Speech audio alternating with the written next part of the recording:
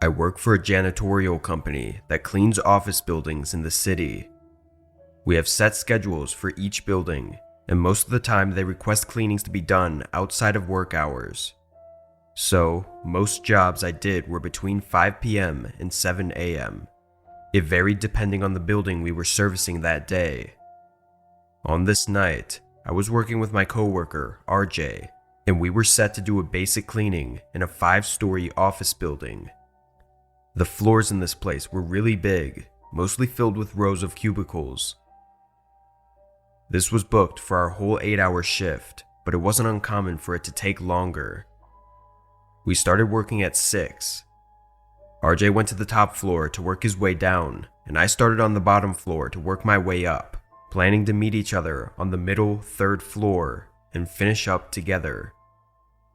I started by rolling my trash bin over to each cubicle and taking out their trash, then the bathroom and main offices. Then I got my cleaning supplies from my cart and started cleaning the bathroom. While I was scrubbing the sinks though, I heard the front door of the building open. I thought RJ had just forgotten something in the van, but a couple minutes went by and I didn't hear the door open again. Once I finished scrubbing the sinks, I went to the front door and looked outside, seeing the van was off and the doors were closed, and it looked empty. I figured I just didn't notice him coming back in, or maybe I didn't notice him leaving and the door opening was him actually coming back inside. Whatever, I thought. It wasn't a big deal. I went back to work. After an hour or so, I finished up on the 1st floor and moved to the 2nd. This floor was almost identical to the 1st, except it had a small reception desk in front of the stairs. I started with the trash again, and while doing this, I heard another door open. I could tell it was from upstairs, but I didn't know which floor until I heard footsteps. They walked slowly across the floor above me, toward the back of the building. I knew it was on the 3rd floor above me, but RJ could not have finished 2 floors in just over an hour. It just wasn't possible. I went to the stairs and onto the 3rd floor to see what he was doing. There was a main door, and behind it was a long hallway filled with closed-in offices. I listened for a second to see if I could pinpoint where he was, but it was silent. RJ? I took a few more steps into the hallway, but I started getting creeped out. I backed out and went to the 4th floor. Right when I opened the door, I saw RJ standing in the middle of the room, cleaning with his headphones in. Hey, were you on the 3rd floor just now? He took his headphones out and said no, looking at me like he was confused. Oh, okay, sorry. I'm just starting on my 2nd floor, so I'll see you in a couple hours. He nodded and went back to work. I went back downstairs and splashed some water on my face. I didn't feel that tired, but I knew I had to be imagining these things. At least, I thought so.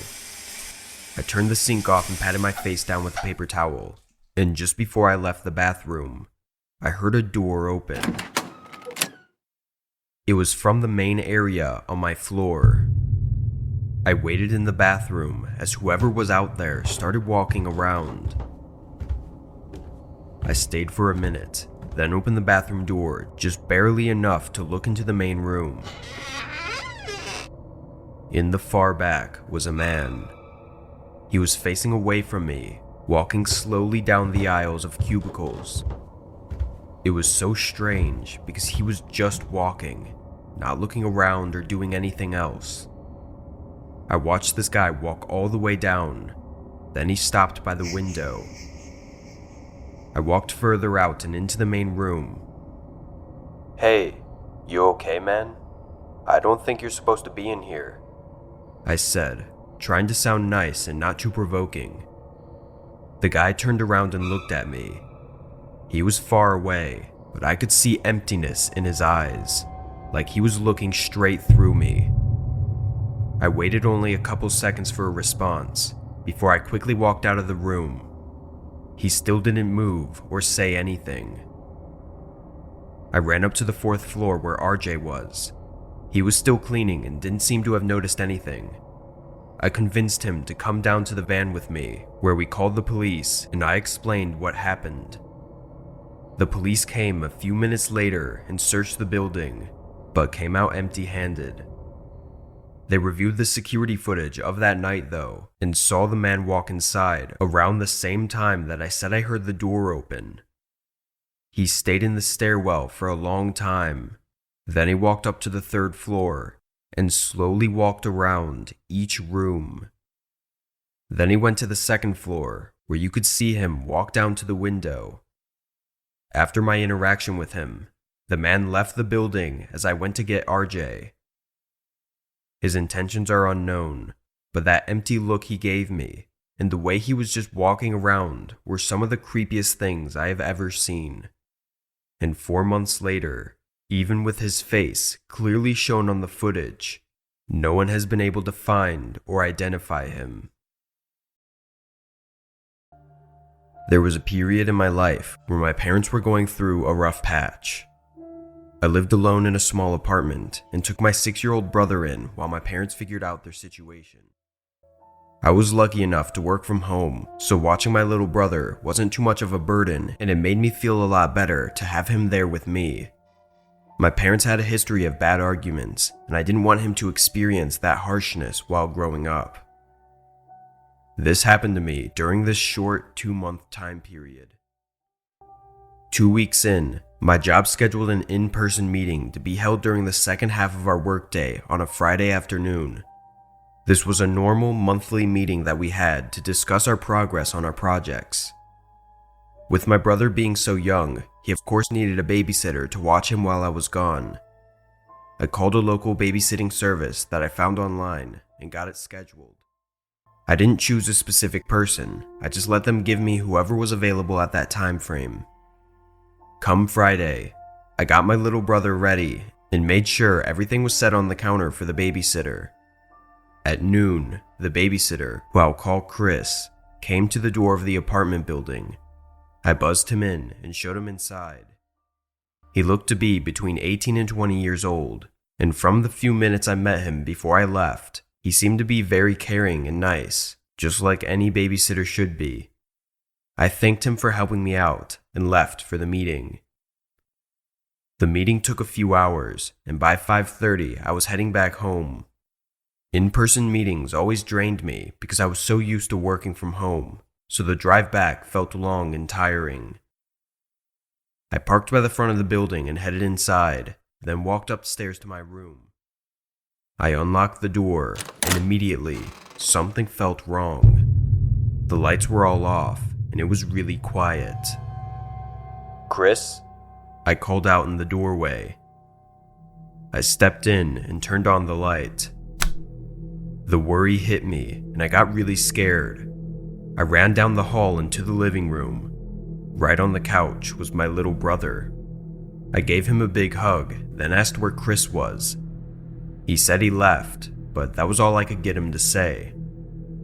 I called the babysitting company, but they said they hadn't heard anything from him either. They tried calling him, and he didn't answer. They apologized and gave me a refund for the service, but that really didn't make me feel better. Nothing looked to have been stolen though, and my brother was okay, so after an hour, I just dropped it. I made dinner for us and turned on a show for him to watch before bed. I started cleaning the dishes in the sink, which was facing the front door, when I had a sudden realization. I had to unlock the door when I got home. I never gave Chris keys to the house, and the only way to lock the bolt lock on the door was with the key, or from inside the house. I dropped what I was doing and grabbed my little brother, then ran out of the apartment. We sat in my car while I called the police.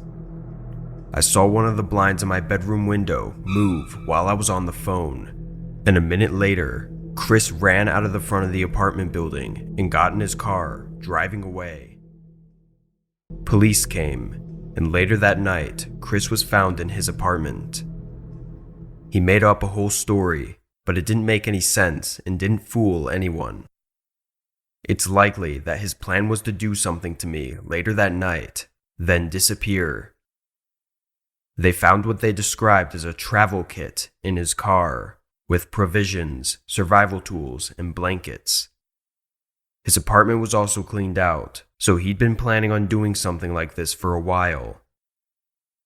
This was definitely the most disturbing close call I've ever had. I'm glad it was just that, though, a close call, because it could have been so much more disturbing than it already was if I hadn't gotten out in time.